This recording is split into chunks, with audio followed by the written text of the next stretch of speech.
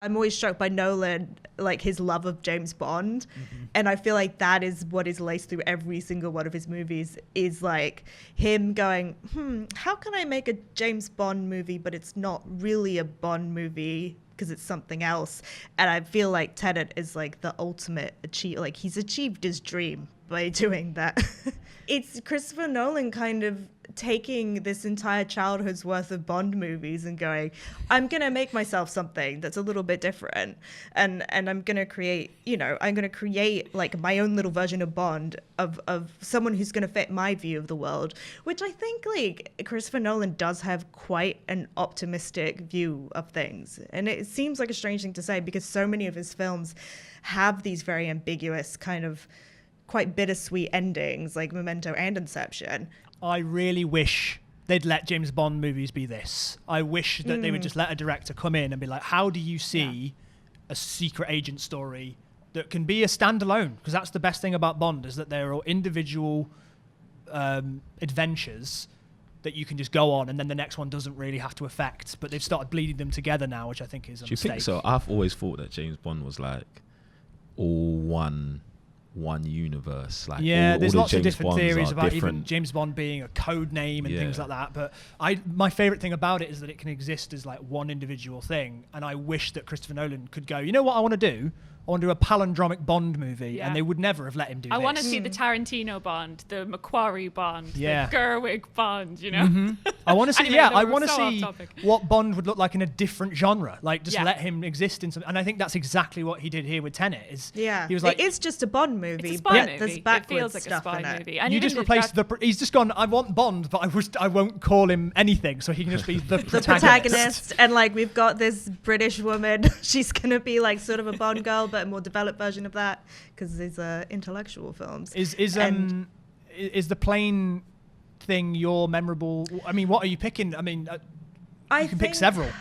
The plane scene is spectacular, but I think the scene that really hooked me onto this film was watching the protagonist fight himself, because it's one of the most. I think the second version is better.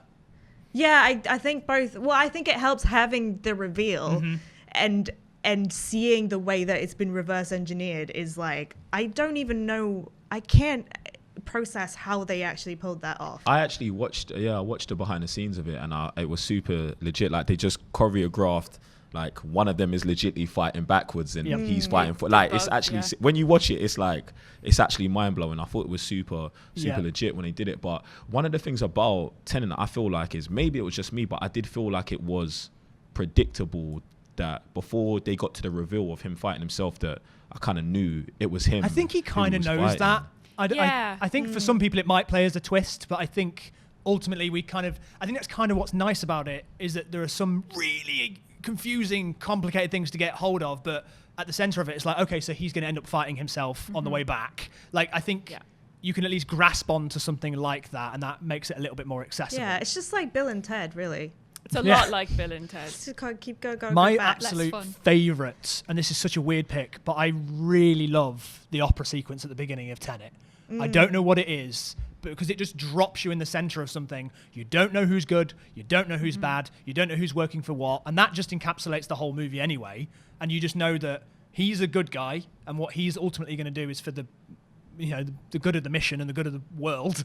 And I just love the soundtrack, Ludwig Göransson's pulsating score that's like, it's just unlike anything I've ever heard. And just the moment that it just keeps, I mean, Nolan loves shepherd tones that are constantly building, but the way that the music constantly develops every time the protagonist does something different. Also, Ludwig Göransson is so talented, but he has the backwards orchestra in the soundtrack, so it's like both the forwards and backwards in the music as well. And it's nice that I love Hans Zimmer, but I think Ludwig was such a good choice for this, because he's got this experimental edge to him, and I feel like Tenet, like, this is the thing, I think I love Tenet so much because it's the slightly more experimental Christopher Nolan movie. Like, he's just pushed things a little bit further, and it's a little bit weirder and a little bit more out there, and I don't get why people would be upset about that. Like, some people have said, like, it's weird that he's making essentially a huge experimental arts film but on a blockbuster budget, and I'm like, fuck yes, he is. Yes, like, please. Absolutely, I would like this. Try that sort of stuff, because you're at the top of your game. This is the time to be like, this might not be perfect. And I think he knows that as well. Like, it might not be perfect. It might not all work, but I'm going for it in a way that other directors can't. Like, nobody else could have got this made and took these chances. That's Your crazy to fanboy me showing because there I a would bit. think that I feel like Tenet is a natural progression for Christopher Nolan and where he's at. So that takes a bit mad.